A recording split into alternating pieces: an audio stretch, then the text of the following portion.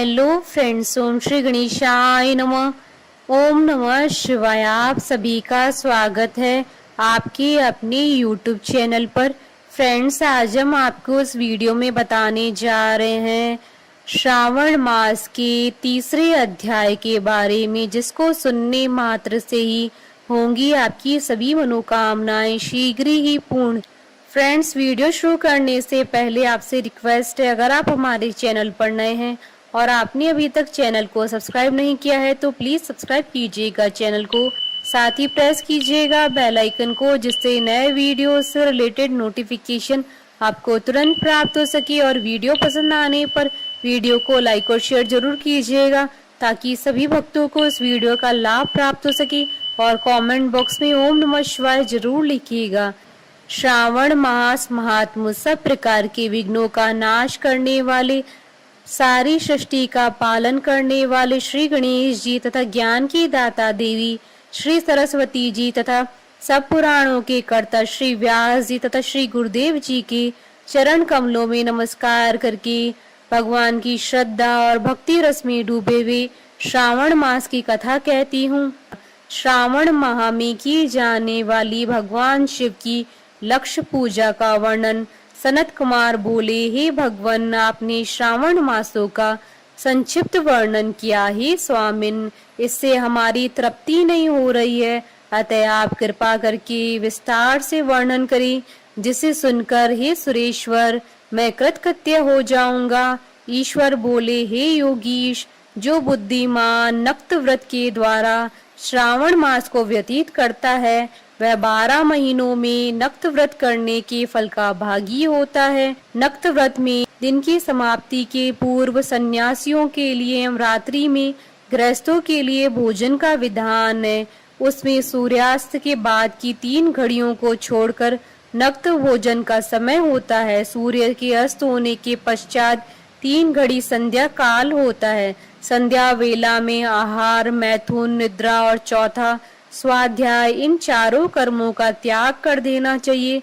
गृहस्थ और यति के भेद से उनकी व्यवस्था के विषय में मुझसे सुनिए। सूर्य के मंद पड़ जाने पर जब अपनी छाया अपने शरीर से दुगनी हो जाए, उस समय के भोजन को यति के लिए नक्त भोजन कहा गया है। रात्रि भोजन उनके लिए नक्त भोजन नहीं होता है। तारों के दृष्टिगत होने पर विद्वानों ने गृहस्थ के लिए नक्त कहा है। यति के लिए दिन के 8वें भाग के शेष रहने पर भोजन का विधान है। उसके लिए रात्रि में भोजन का निषेध किया गया है। गृहस्थ को चाहिए कि वह विधि पूर्वक रात्रि में नक्त भोजन करे, और यति, विधवा तथा विदुर व्यक्ति सूर्य के रहते नक्त व्रत करें। विदुर व्यक्ति यदि पुत्रवान हो तब उसे भी रात्रि में ही नक्त व्रत करना चाहिए। अनाश्रमी हो अथवा आश्रमी हो, अथवा पत्नी रहित हो अथवा पुत्रवान हो, उन्हें रात्रि में नक्त व्रत करना चाहिए। इस प्रकार बुद्धिमान मनुष्य को अपने अधिकार के अनुसार नक्त व्रत करना चाहिए। इस मास में नक्त व्रत करने वाला व्यक्ति परम गति प्राप्त करता है। मैं प्रातः काल स्नान करूंगा, ब्रह्मचर्य व्रत का पालन करूंगा, नक्त भोजन करूंगा, पृथ्वी पर सोऊंगा और प्राणियों पर दया करूंगा। हे देव, इस व्रत को प्रारंभ करने पर यदि मैं मर जाऊं तो हे जगतपते, आपकी कृपा से मेरा व्रत पूर्ण हो। ऐसा संकल्प करके बुद्धिमान व्यक्ति को श्रावण मास में प्रतिदिन नक्त व्रत करना चाहिए। इस प्रकार नक्त व्रत करने वाला मुझे अत्यंत प्रिय होता है। ब्राह्मण के द्वारा अथवा स्वयं ही अति रुद्र, महारुद्र अथवा रुद्र मंत्र से महीने भर प्रतिदिन अभिषेक करना चाहिए। हे वत्स, मैं उस व्यक्ति पर प्रसन्न हो जाता हूँ क्योंकि मैं जलधारा से अत्यंत प्रीति रखने वाला हूँ, अथवा रुद्र मंत्र के द्वारा मेरे लिए अत्यंत प्रीतिकर होम प्रतिदिन करना चाहिए। अपने लिए जो भी भोज्य पदार्थ अथवा सुखोपभोग की वस्तु अति प्रिय हो, संकल्प करके उन्हें श्रेष्ठ ब्राह्मणों को प्रदान करके स्वयं महीने भर उन पदार्थों का त्याग करना चाहिए। हे मुने, अब इसके बाद उत्तम लक्ष्य पूजा विधि को सुनिए। लक्ष्मी चाहने वाले अथवा शांति की इच्छा वाले मनुष्य को लक्ष्य बिलपत्रों या लक्ष्य दुर्वा दलों से शिव की पूजा करनी चाहिए। आयु की कामना करने वालों को चंपा के लक्ष पुष्पों तथा विद्या चाहने वाले व्यक्ति को मल्लिका या चमेली के लक्ष पुष्पों से श्री हरि की पूजा करनी चाहिए। शिव तथा विष्णु की प्रसन्नता तुलसी के दलों से सिद्ध होती है।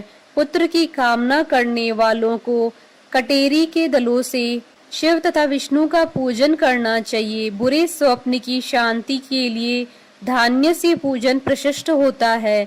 देव के समक्ष निर्मित किए गए रंगवल्ली आदि से विभिन्न रंगों से रचित पद्म, स्वास्तिक और चक्र आदि से प्रभु की पूजा करनी चाहिए। इस प्रकार सभी मनोरथों की सिद्धि के लिए सभी प्रकार के पुष्पों से यदि मनुष्य लक्ष्य पूजा करे तो शिव जी प्रसन्न होंगे। तत्पश्चात उद्यापन करना चाहिए, मंडप निर्माण कराना चाहिए और मंडप के त्रिभाग परिमाण में वेदिका बनानी चाहिए। तदंतर पुण्यावाचन करके आचार्य का वर्ण करना चाहिए और उस मंडप में प्रविष्ट होकर गीत तथा वाद्य के शब्दों और तीव्र वेद ध्वनि से रात्रि में जागरण करना चाहिए। वेदिका के ऊपर उत्तम लिंग तो भ्रत बनाना चाहिए और उसके बीच में चावलों से सुंदर कैलाश का निर्माण करना चाहिए। उसके ऊपर तांबे का अत्यंत चमकीला तथा पंच पल्लव युक्त कलश स्थापित करना चाहिए और उसे रेशमी वस्त्र से वेष्टित करना चाहिए। उसके ऊपर पार्वती पति शिव की स्वर्णमय प्रतिमा स्थापित करनी चाहिए।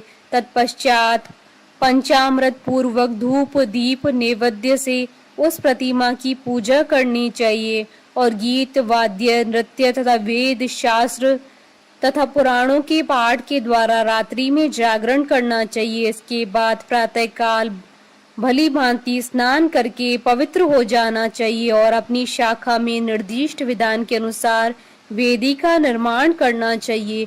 तत्पश्चात मूल मंत्र से या गायत्री मंत्र से या शिव के सहस्त्र नामों के द्वारा तिल तथा घृत मिश्रित खीर से होम करना चाहिए अथवा जिस मंत्र से पूजा की गई है उसी से होम करके पूर्णाहुति डालनी चाहिए। इसके बाद वस्त्र अलंकार तथा भूषणों से भली भांति आचार्य का पूजन करना चाहिए। तत्पश्चात अन्य ब्राह्मणों का पूजन करना चाहिए और उन्हें दक्षिणा देनी चाहिए।